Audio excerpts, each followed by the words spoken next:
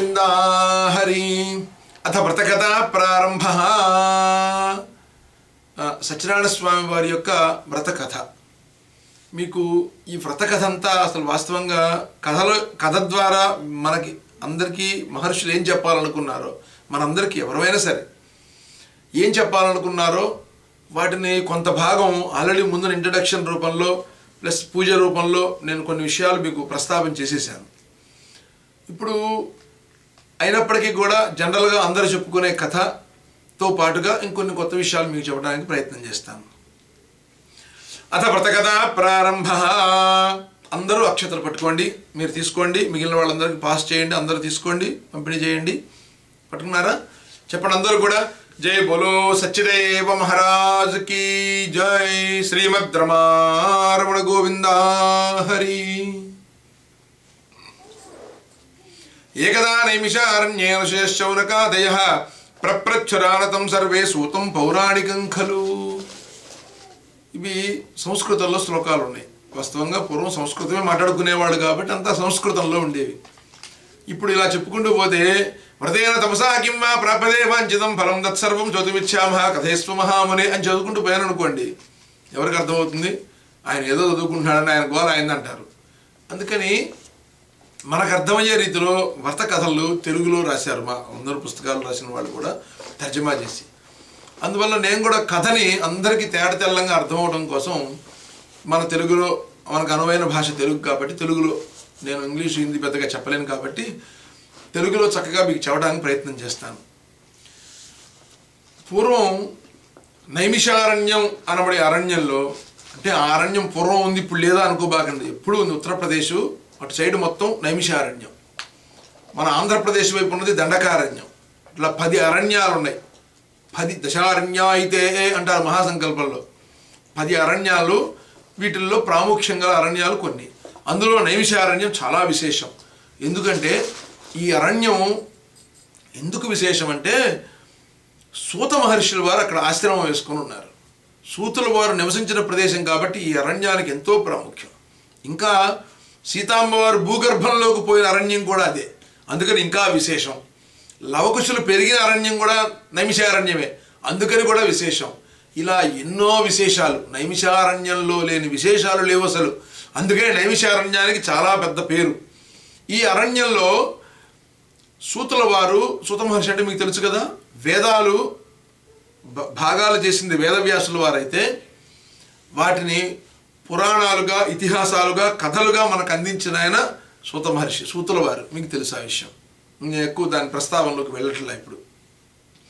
అటువంటి సూతుల వారు అక్కడ కూర్చొని వేదం చదవలేని వాళ్ళ కోసం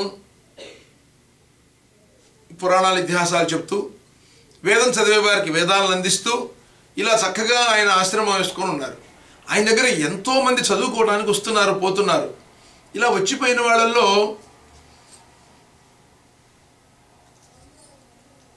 శౌనకుడు ఇలాంటి మహర్షులు కొంతమంది ఉన్నారు. వాళ్ళు గురువుగారి దగ్గరికి మళ్ళీ వచ్చారు. వచ్చి, అయ్యా గురువుగారు నమస్కారం అన్నారు. అరే నాన్న చాలా కాలంకి వచ్చారు, రండి కూర్చోండి అంటే. గురువుగారి ప్రేమ చాలా విశేషంగా ఉంటుందండి. ఎన్ని మాటలు చెప్పినా మేము చదువుకుంటే కొన్ని సందర్భాల్లో కొన్ని మన స్వానుభవాలు గుర్తొస్తాయి. మేము చదువుకొని అయిపోయి ఆయన దగ్గర చదువుకున్నాం, బాపట్ల వేద పాఠశాలలో మా గురువుగారి దగ్గర. అయిపోయి వెళ్ళిపోయి మేము మా ఊరు వెళ్ళి నరసరావుపేట అక్కడ వెళ్ళి బ్రహ్మాండంగా స్థిరపడిపోయి హాయిగా ఉన్న రోజు ఉన్నాయి, బ్రహ్మాండంగా బిజీగా ఉన్న రోజుల్లో గురువుగారికి ప్రేమ ఎక్కువ. ఆయన అప్పుడప్పుడు శిష్యులు, అందులో కొంతమంది బాగా ప్రేమ కూడిన శిష్యులు ఉంటారు, ఆయన ఇష్టపడే శిష్యులు. మనం గురువుగారు అందరూ ఇష్టపడతారు అనుకోండి, కానీ గురువుగారు కొందరిని బాగా ఇష్టపడతారు. అలా ఇష్టపడే వాళ్ళలో ఆయన ఏం చేస్తారంటే, అప్పుడప్పుడు ఆ గురువు, ఏ గురువు అయినా సరే గురువులు ఫోన్ చేస్తారు, ఒరే నేను చూడాలనుంది రారా అని కాల్ చేస్తారు. ఇక గురువుగారు అంత టైం ఫోన్ చేసి చూడాలనుంది రారా అంటే ఇంకా పనులు, డబ్బులు చూసుకుంటామా? చూసుకుంటే వాడు మనిషే కాదు, నిజంగా గురువు అని శిష్యుడు అనిపించుకోవడానికి అర్హుడు కాదు, ఆయన గురువు అని పిలవక్కర్లా. ఇంకా ఇలా ఎప్పుడైనా పిలుస్తారు మా గురువుగారు కూడా. లేదా ఎప్పుడైనా నాకే వెళ్ళాలనిపించి గురువుగారు వస్తున్నారండి అంట, సరే రా అంటారు. ఎంత ప్రేమ అంటే మా పిన్ని గారికి కూడా, అంటే గురువుగారి భార్య, వాళ్ళు నిజంగా గురువుల యొక్క అనుగ్రహం లేకపోతే మానవుడు బతకలేడు అంటే. అందుకే మన గురు సాంప్రదాయం ఇంత గొప్పగా నిలబడింది అంటానికి ఉదాహరణగా చెప్తున్నాను. పిన్ని గారు అంటే గురుగారి భార్య గారు మాకేది ఇష్టమో, ఉదాహరణకి నేనే బయలుదేరితే ఫ్యామిలీతో వెళితే నాకేది ఇష్టమో అది తెప్పించి ఆ రోజు పప్పు కూర పచ్చడి చేసి పెడతారు. వాడికి మామిడికాయ పప్పు అంటే ఇష్టం, లేదా ఇంకోటి ఇష్టం, నాకు ఏది ఇష్టమో ఇంట్లో ఆ రోజు మొత్తం అవే చేస్తారు. ఇక ఇంట్లో గురువుగారి ఇష్టం ఇంకోటి ఇష్టం ఉండదు. ఎందుకంటే వాడు వస్తున్నాడు ఇవాళ అని అంటారు. అంటే బిడ్డ ఎక్కడో ఉద్యోగం చేస్తున్న బిడ్డ తన దగ్గర కొడుకు వస్తుంటే తల్లిదండ్రులు నిజంగా ప్రేమించే తల్లిదండ్రులు ఎంత మహదానందపడతారో, కొడుకు ఇష్టమైన రీతిలో ఎలా ప్రవర్తన చేస్తారో అలా ప్రవర్తిస్తారు. మా గురువు గారి సంగతి చెప్తున్నాను నేను, ఒకరి సంగతి నాకు తెలియదు కానీ బహుశా ప్రతి గురువు ఇలానే ఫీల్ అవుతారేమో అనుకుంటున్నాను నేను. ఆయన పిలుస్తారు, నేను ఆయనకి గురువు గారికి 12:30, 1 గంటకు భోజనం చేస్తారు. ఇటు పరిస్థితుల్లో మేము ఏదో పనులు చూసుకొని గుడి గోపురం అవి ఇవి ఏవో పనులు చూసుకొని కాస్త అటు ఇటుగా బయలుదేరతాం. ఎందుకంటే లాస్ట్ మినిట్లో ఏవో పనులు, ఎవరో ఒకళ్ళు వస్తారు, కాదనలేము. ఏదో వృత్తిలో మీకు తెలియదు ఏముంది, మీరే వస్తారు అడుగుతారు ఏదో మంచి రోజు, ఒక 5 నిమిషాలు 10 నిమిషాలు ఇట్లా లేట్ అయిపోతుంది. సరే బయలుదేరుతాం. బయలుదేరి వెళ్ళేదానికి ఒక అరగంట లేట్ అయింది అనుకోండి, గురువుగారు జనరల్గా టయానికి భోజనం చేస్తారు 99% ఇంట్లో ఉంటే. ఆ రోజు మా కోసం ఆగుతారు, వాడు వస్తున్నాడు ఇవాళ అని కూర్చుంటారు. అసలు మాకు అనిపిస్తుంది గురువుగారు ఆయన మేమా, ఇక్కడ గురువుగారు ఎదురు చూడకూడదు, గురువుగారి కోసం మనం ఎదురు చూడాలి వెళ్ళి. అరే ఇంకా గురువుగారు భోజనానికి రాలేదే, ఆయన వస్తే తనకు భోజనం చేయొచ్చని. అలాంటిది ఆయన మన కోసం, నా కోసం ఎదురు చూస్తారు. చూసి అరే రారా తొందరగా అని మధ్యలో 2 సార్లు ఫోన్ చేస్తారు, ఎక్కడున్నావురా, ఎందరూ వచ్చావరా. ఎందుకంత వాత్సల్యం? గురువుకి శిష్యుడి మీద ఉండే ప్రేమ, శిష్యుడికి గురువు మీద ఉండే భక్తి ఆ రకమైనటువంటి ప్రేమను కల్పిస్తుంది. నిజంగా అటువంటి గురువులను పొందటం శిష్యులుగా మనలాంటి వాళ్ళ యొక్క అదృష్టం అంతే. అందుకని అటువంటి గురువుల ప్రేమను పొందాలి. ఆయనకి షుగర్ ఉన్నా లేదా ఒంట్లో బాగాలేకపోయినా అయినప్పటికి కూడా ఎదురు చూస్తూ కూర్చుంటారు. వాడు రావాల్సిందే తినాల్సిందే అని కూర్చుంటారు. నన్ను నేను తిట్టుకుంటూ రే లేట్ అయింది అనుకుంటూ వెళ్ళి కూర్చొని చకచక వెళ్ళి మడిగట్టుకొని గురువుగారితో పడి కూర్చొని ఆయన పక్కన కూర్చొని చేస్తూ ఉంటే ఏదో మోక్షానికి విమానం వచ్చి విమానంలో పైకి వెళ్ళిపోతున్నంత ఆనందం ఆయన పక్కన మడిగట్టుకొని కూర్చొని భోజనం చేస్తుంటే. ఎందుకంటే అంత ఆచారాలను పాటిస్తారు ఆయన. ఇది గురువులు మనకి ఇచ్చేటువంటి వరం. అలానే శౌనకుడు అనే కొంతమంది మహర్షులు ఆయన దగ్గర చదువుకొని పోయిన వాళ్ళు, శాస్త్రి వాళ్ళందరూ వస్తున్నారంటారు. మా ఊళ్ళో ఒక 15-20 మంది చదువుకున్నారు ఆయన దగ్గర. ఎప్పుడైనా వస్తున్నామంటే ఎవరైనా వస్తున్నారనంటే శాస్త్రి వాళ్ళంతా వస్తున్నారండి పిల్లలంతా అంటారు తప్ప శాస్త్రి వస్తున్నాడు, రామకృష్ణ వస్తున్నాడు, ఇంకోటి అని చెప్పరు పేర్లన్నీ. ఇందులో ప్రాముఖ్యం ఆయనకి ఎవరుందో ఆ ఊళ్ళో ముఖ్యమైన ఎవరనిపిస్తారో మిగిలిన వాళ్ళందరూ వస్తున్నారంటారు. అట్లానే శౌనకుడు లాంటి మహర్షులు అని చెప్పారు ఇక్కడ. ఆ శౌనకుడు అంటే చాలా ఇష్టం ఈయనకి, సూత మహర్షుల వారికి. అలా చాలామంది వచ్చారు. రాగానే ఒరే నాయనా ఎన్ని రోజులకు వచ్చారా, రండి కూర్చోండి అని కూర్చోబెట్టుకొని మహదానందపడిపోయి ప్రేమగా మాట్లాడుకోవటం మొదలుపెట్టారు. ఏం మాడతారని గురువుగారు శిష్యులు కలిస్తే ప్రపంచ విషయాలు, ఒబామా గెలుస్తాడా గెలవడా ఈ చెత్త మాట్లాడుకోము. జనరల్గా ఏమండి మాకు ఈ డౌట్లు ఉన్నాయి, ఈ మంచి రోజు ఇది అంటున్నారు, ఇది కరెక్టా కాదా, ఈ తిథి ఇది దీన్ని పనికొస్తుందా పనికిరాదా, ఒకవేళ వివాహంలో ఇలా చేయిస్తున్నాము ఇది కరెక్టా కాదా, అభిషేకం ఇలా చేయొచ్చా, ఒకవేళ కష్టం ఏదన్నా వస్తే పెద్ద కష్టం వచ్చినప్పుడు ఇంకేం చేయొచ్చు, కోర్టు సమస్యలు వస్తే ఏం చేయాలి, ఏదైనా భార్యాభర్తల మధ్య ఏదైనా ఇబ్బందులు వస్తే ఏం చేయాలి, ఏ మంత్రం జపం చేస్తే మనకి మంచి జరుగుతుంది, 10 మందికి మేలు చేయగలుగుతాము, ఇవి మాట్లాడుకునేది. తప్పితే ఏమండి నిన్న సినిమా చూసి వచ్చాము, మేము రచ్చకి వెళ్ళొచ్చాము, అది ఇంకో సినిమా చూసి ఎదవా ఇది మాట్లాడుకోవడానికి నా దగ్గరికి ఎందుకురా పో అంటారు ఎమ్మటే. పైకి అనకపోయినా భావం కనిపిస్తుంది మనకి. అలా మాట్లాడకూడదు కూడా. గురువు దగ్గరికి వెళ్ళినప్పుడు అవే మాట్లాడుకోవాలి. అందుకని ఈవిడ శౌనకుడు రాగానే కూర్చోబెట్టి మాటల్లో దిగారు వాళ్ళు. గురు శిష్యులు మాటల్లోకి ఎంత మాటల్లోకి దిగారంటే ఏదో వేదాంత వెళ్ళిపోయారు అందులోకి, పాతకాలంలోకి. దీంతో గురువుగారు అన్నారు, మరి నాయన నాకు వేరే పనుండి బయలుదేరుతున్నా, మరి మీరు సమయానికి వచ్చారు, మిమ్మల్ని వదిలిపెట్టి నేను పోలేను. ఎన్నోసార్లు మా గురువుగారు వేరే ఊరు ప్రయాణంలో బయలుదేరితే మమ్మల్ని తీసుకెళ్ళిపోయిన సందర్భాలు ఉన్నాయి తెలుసా అండి. మేము వెళ్తే అరే రండిరా పోదాం, ఏం చేస్తారు మీరు మళ్ళీ ఇంటికి వెళ్తే ఇప్పుడు రారు కానీ మీ బిజీలో ఇటు కూడా వచ్చారు రండి పోదాం రండి అని తీసుకెళ్ళిన సందర్భాలు ఉన్నాయి. మాకు పని ఉండదు, ఊరికి ఆయనతో పాటు ట్రైన్లో ప్రయాణం, కబుర్లు చెప్పుకుంటూ వెళ్తాం. అలా అంటే ఎన్ని కలుస్తాయి అంటానికి గురు శిష్యులు, మేమే కాదు ఎవరికైనా గురు శిష్యుల మధ్య అంటానికి చెప్తున్నాను. గురువుగారు బయలుదేరగానే శిష్యులు అన్నారు మేము కూడా వస్తాం గురువుగారు అన్నారు. సరే రండిరా పోదాం అందరం కలిసి అన్నారు. అందరూ కలిసి నైమిషారణ్యంలో ప్రయాణం చేస్తున్నారు. ఇలా వెళ్ళిపోతున్న సమయంలో ఈ మార్గ మధ్యమంలో ఆకలైనప్పుడు అక్కడ పండ్లు ఫలాలు దొరుకుతాయి కదండి. అడవులు పూర్వం ఎట్టబెడతట్టుండేవి, పిచ్చి పిచ్చిగా 2 పళ్ళు యాపిల్స్ కోసుకోవడం, తినడం, అక్కడ దొరికి నీళ్లు తాగడం, నీళ్లు శుభ్రంగా ఉండేవి ఆ రోజుల్లో, కలుషితం కాలం ఇంకా తాగటం. ఎక్కడో విశ్రాంతి దగ్గర కూర్చున్నప్పుడు గురువుగారి పాదాలతో ఎన్ని అనుభూతులు కలుస్తాయో. మా గురువు గారికి అలా పాదాలతో ఆయన దగ్గర కూర్చుంటే ఆయన ఏవో కబుర్లు చెప్తూ ఉంటే అవి వింటూ ఎంత ఆనందపడేవాళ్ళమో, తలకి నూనె రాస్తూ ఎన్నో అనుభవాలు అనమాట. ఆయనతో ఆయన సేవ చేసుకునే అవకాశం, ఆ సేవ ఫలితం ఈనాడు మనకు కాస్త 4 ముక్కలు మాటలో ఏవో అబ్బిని అంటే వారి యొక్క అనుగ్రహం ప్రతి వారికి కూడా, ముఖ్యంగా నాకు. అందువల్ల ఇలా గురువు గారికి సేవ చేసుకుంటూ ఉండేవాళ్ళు. ఈ సేవ చేసే టైంలో గురువు గారు ఏదో చెప్పేవాళ్ళు వాళ్ళకి. ఇలా గురు శిష్యులు ఈ ప్రయాణంలో మాట్లాడుకున్న విషయాలే ఎన్నో వ్రతాలు, అట్ల తద్ది వ్రత, ఉండ్రాల తద్ది వ్రత, వరలక్ష్మి వ్రతం, వ్రతాలు ఏ వ్రతం అన్నా తీసుకోండి. ఈ వ్రతాలన్నీ సూతుల వారు శౌనకాది మహర్షులకు చెప్పిన అదే వస్తుంది మీకు. నైమిషారణ్యే సూత శౌనక సంవాది అని వస్తుంది. అందుకని మొత్తం అలా చెప్పారు. చెప్తూ ఉంటే చివరికి శౌనకుడు అడిగాడు, గురుగారు ఎన్ని చెప్పారు, కలియుగంలో మానవులు ఎన్నో కష్టాలు పడుతున్నారు, వాడికి ప్రతిదీ కష్టమే మానవుడికి, దీన్ని సుఖము అని అనుకోలేడు. ఎందుకంటే సుఖజీవి ఎప్పుడు కష్టాలే, మానవుడు కోరికలు ఎక్కువ, కోరికల వల్ల కష్టాలు వస్తున్నాయి. ఈ కష్టాలు తొలగి సుఖంగా ఉండటానికి, అంచెమున మోక్షానికి వెళ్ళడానికి ఒక ఉపాయం చెప్పండి స్వామి మా మానవుల కోసం అడిగాడు. అప్పుడు ఆయన అన్నాడు, ఇంత మంచి విషయం అడిగావు, ఇప్పుడు చెప్తా నేను. పూర్వం నారద మహర్షి ఒక ఆయన, నారద మహర్షి గారు తెలుసు కదూ, ఆయన విష్ణుమూర్తి వారి దగ్గరికి వెళ్ళాడు. విష్ణుమూర్తిని ఇదే ప్రశ్న అడిగాడు, అయ్యా నేను భూలోకానికి వెళ్ళాను, మానవులు నానా కష్టాలు పడుతున్నారు, ఎందుకంటే విపరీతమైన కోరికలతో, వాళ్ళకున్న కోరికలు ఈ ప్రపంచంలో ఎవరికి లేవు, ఏ జీవికి లేవు. అటువంటి మానవుడు సుఖంగా ఉండటానికి ఒక ఉపాయం చెప్పమని అడిగాడు. విష్ణుమూర్తి వారు చెప్పారు, సత్యవ్రతము అని ఒక వ్రతాన్ని ఇచ్చారు. ఆయన నేను విని నా దగ్గరకు వచ్చి పోతూ పోతూ నిన్నే చెప్పాడు. ఆ సత్యవ్రతం గురించి మీకు చెబుతాను వినండి అంటున్నాడు. పూర్వం నారద మహర్షి అడిగేటప్పటికి విష్ణుమూర్తి వారు చెప్తున్నట్ట, ఏమని, నారద, మానవులు సుఖంగా జీవించడానికి, మోక్షానికి వెళ్ళడానికి ఒక ఉపాయం అడిగావు, చెప్తాను విను. సత్యవ్రతం అని ఒక వ్రతం ఉంది. మీకు ఫస్ట్ ఇంట్రడక్షన్లో చెప్పాను, సత్యవ్రతం అంటే ఒక రూపం కాదు, వాస్తవంగా సత్యనారాయణుడు అనే రూపం కాదు, సత్యం, నిజం. సత్యం జ్ఞానమనంతం బ్రహ్మ అని ఉపనిషత్ వాక్యం. సత్యాన్వేషణ చేయటమే జ్ఞానం, మోక్షం, భగవంతుడిని తెలుసుకోవడం. అటువంటి సత్యాన్ని, సత్యవ్రతాన్ని ఎవరు ఆచరిస్తారో వారు మోక్షానికి వెళ్తారు అన్నాడు. కరెక్టే స్వామి, ఈ అన్వేషణ సాధారణ మానవులు చేయలేరు, వాళ్ళకి కూడా అనుకూలమైన రీతిలో ఒకటి చెప్పవా అన్నాడు. అందుకని ఒక పూజా విధిగా అందించారు సత్యనారాయణ స్వామి. ఈ సత్యవ్రతాన్ని ఎవరు భక్తి శ్రద్ధలతో ఆచరిస్తారో వారికి ఇహమందు సకల సుఖాలు అనుభవిస్తూ అంచమన మోక్షానికి వెళ్తారు. ఎలా చేయాలండి? కిం ఫలం కిం విధానం చ కృతం కేనైవ తద్వ్రతం అంటారు. ఎప్పుడు ఎలా చేయాలి, ఎప్పుడు చేయాలి, ఏ విధంగా చేయాలి, చేస్తే ఏం ఫలితం వస్తుంది? మానవుడు ఇదే కదండి అడిగేది, చేస్తే ఏం జరుగుతుంది, ఏంటో లాభం అని అడుగుతాడు. చేయమన్నా అనుకో, ఏంటి లాభం అని అడుగుతాడు మానవుడు. అందుకని చెప్పమని అడిగాడు మన తరపున ఆయనే.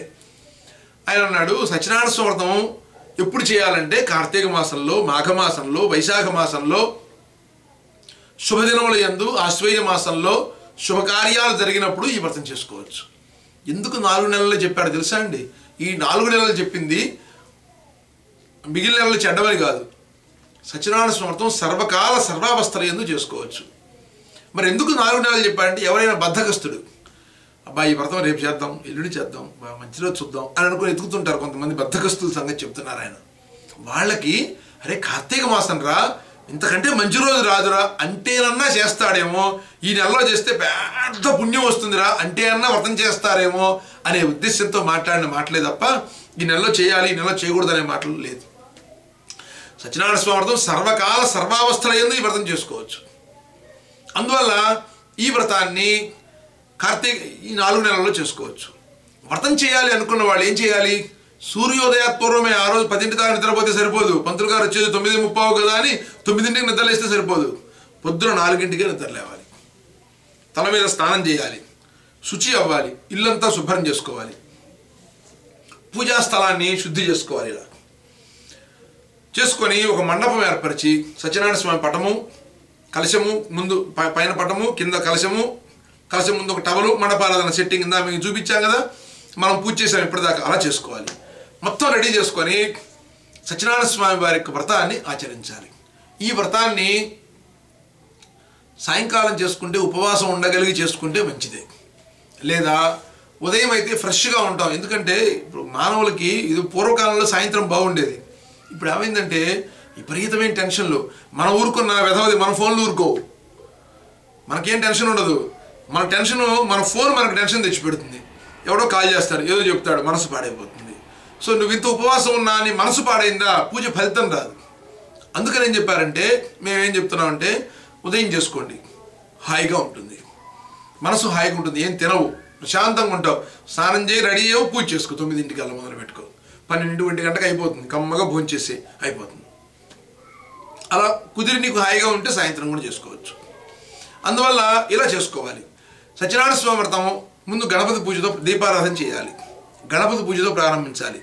పంచపాలకులు, నవగ్రహాలు, అష్టదిక్పాలకులు, కలశ స్థాపన ఇందాక మీకు పూజలో చెప్పాను, ఆవాహన చేయాలి.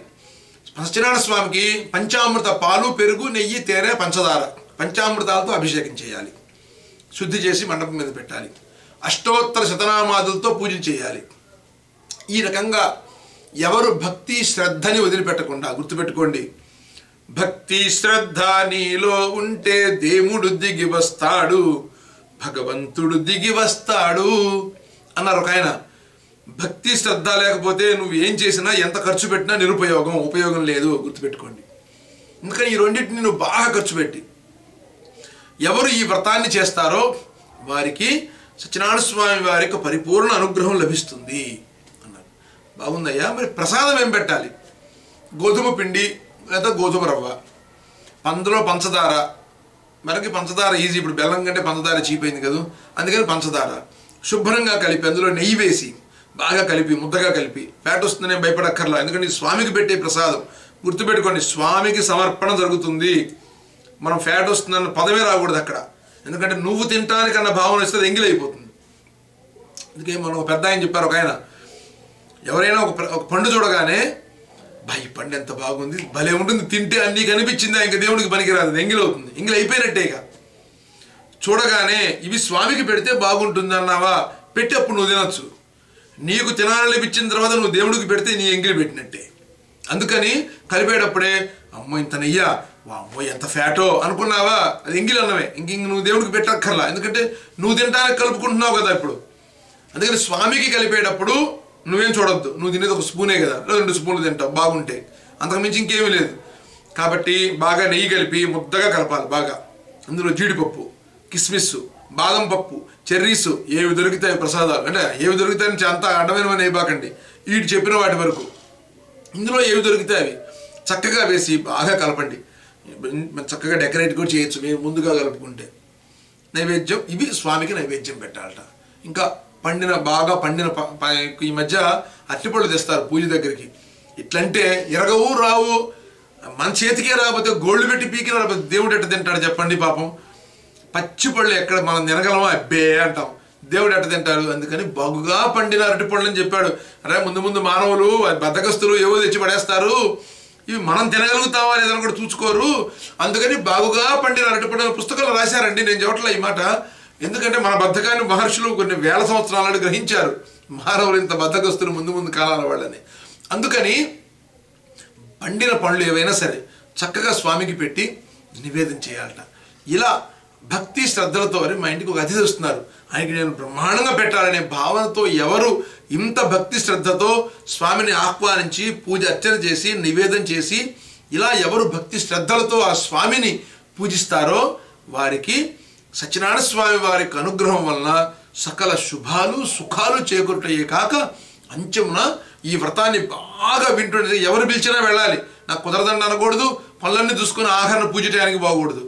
మొదటి నుంచి చివరి దాకా విన్నదే మళ్ళీ వింటుండాలి. ఏ రోజు తినే అన్నమే, పుట్టినప్పటి నుంచి అన్నప్రాసం దగ్గర నుంచి తింటున్నావు, ఇంకా తింటున్నావు, ఇప్పటికీ 30-40 ఏళ్ళు తింటున్నావు, 70 తింటున్నావు, 80-100 ఏళ్ళ దాకా తింటూనే ఉన్నావు.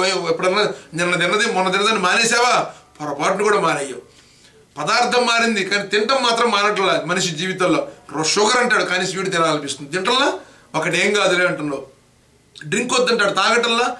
ఇన్ని చేస్తున్నావు, ఈ వ్రతం మాత్రం నేను నిన్నానండి అబ్బా పొద్దాకలు తింటామండి అని అనద్దు. భోజనం ఎంతో వ్రతం అంతా. అందుకని ఎవరన్నా పిలిస్తే ముందు వెళ్ళు, ఆఖరి దాకా కూర్చో, ప్రసాదం తిను. ఇంత గొప్పది వ్రతం, నాకు మోక్షాన్ని ఇచ్చే వ్రతం అని ఫీల్ అవ్వు, అదే నీకు మోక్షాన్ని ఇస్తుంది. నువ్వు ఆఖరం పోతే ఏం రాదు, వచ్చేదేం ఉండదు కూడా, సున్నానే, గుండు సున్నా. అయితే కనీసం తీర్థం ప్రసాదం తీసుకుంటావు కాబట్టి కొంత పుణ్యం వస్తుంది అంతే, మోక్షానికైతే అర్హత లేదు. అందువల్ల మొదటి వెళ్ళి చివరి దాకా వినండి. ఎంతమంది పిలిచినా, ఎన్నిసార్లు పిలిచినా, నిన్న చూచినా సరే మీకు అవకాశం ఉన్నంత వరకు, అవకాశం లేకపోతే ఆ రోజు వర్కింగ్ డే, మీకు వర్క్ ఉంది లేదా మీరేం చేయలేరు, స్వామి రాలేకపోతున్నాను దండం పెట్టేయండి అంతే. కానీ 99% పార్టీ ముఖ్యమా వ్రతం ముఖ్యమా అంటే వ్రతమే ముఖ్యం, మర్చిపోవద్దు. ఇలా సత్యవ్రతాన్ని ఎవరు భక్తి శ్రద్ధలతో ఆచరిస్తారో, చూస్తారో, వింటారో వీరందరికీ ఆ సత్యదేవుని యొక్క అనుగ్రహం వలన సకల శుభాలు సుఖాలు చేకూరి అంచెమున వైకుంఠానికి మోక్షానికి విమానంలో వెళ్ళిపోతారు అని చెప్పని నారద మహర్షికి విష్ణుమూర్తి వారు చెప్పారట. నేను విమానాన్ని పంపిస్తా వాళ్ళ కోసం అన్నాడు. విష్ణుమూర్తి ఆఫర్ ఇచ్చాడు, బంపర్ ఆఫర్. అటువంటి ఆఫర్ని విష్ణుమూర్తి వారు మనకి ప్రసాదించారు కాబట్టి ఈ ఆఫర్ని మనం ఉపయోగించుకొని ఆ విమానంలో హాయిగా వెళ్ళి ఆ యొక్క మోక్షానికి అర్హతను సంపాదించుకోవలసిందిగా ప్రియమైనటువంటి భక్తులకి విజ్ఞప్తి చేసుకుంటూ, జై బోలో సత్యనారాయణ స్వామి వారికి జై. శ్రీమద్ రమారమణ గోవింద హరి. ప్రథమోధ్యాయ సమాప్తః.